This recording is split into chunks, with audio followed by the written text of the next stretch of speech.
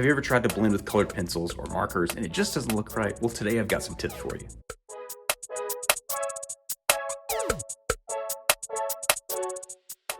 Today I'm drawing my own picture, but there are also coloring books that you could use.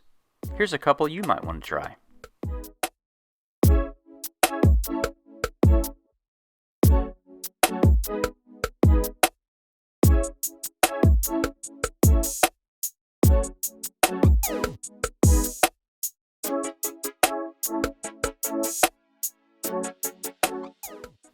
We're going to start coloring today using our lightest tones first. This is what you should do no matter what brand you're using. Today I'm using Prismacolor, but you can use any brand. I then go back and start layering my midtones, my next darkest color. After that, I'm going to go back and start layering the original color. I'm using circular movements. The circular movements are going to make my color, it's going to make my coloring look smoother. It's going to be layered.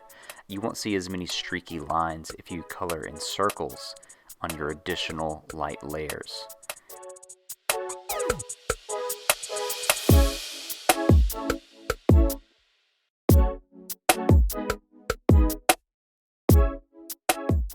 You're going to be slowly building your color. You start with that lightest tone, you work in your midtones, and then you start to work in your darker tones after that. Don't just do one color. Feel free to layer your colors together. It's going to look like a unique color, but it's also going to layer really nicely. And you want to keep layering until you get rid of all your little white spots, those little specks of the paper showing through.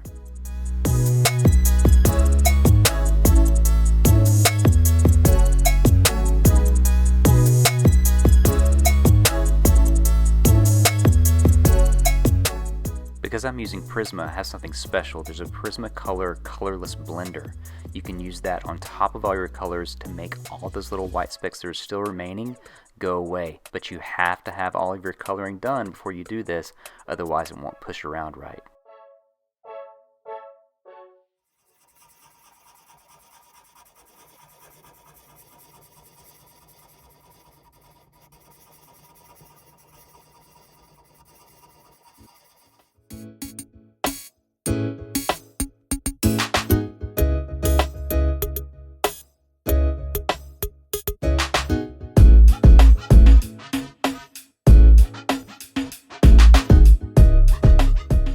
So even though we're using a different art material, it's actually pretty similar to how color pencils work. You want to start by layering your lightest colors first.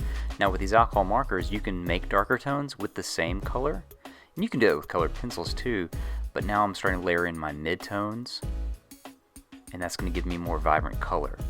The hardest thing about alcohol markers is you have to work pretty fast.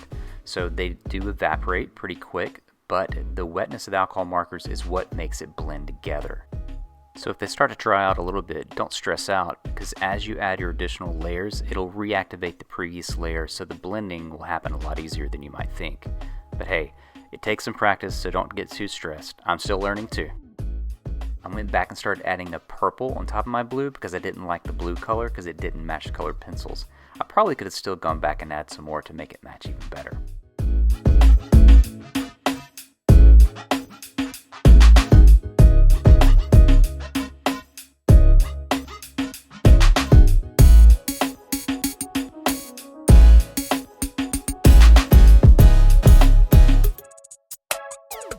Now I'm going back and I'm adding extra lines, extra darker, thicker lines. I want to make my drawing look more bold.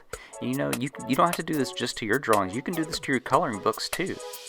I'm using micron pens and a calligraphy pen to make my lines look thick and bold.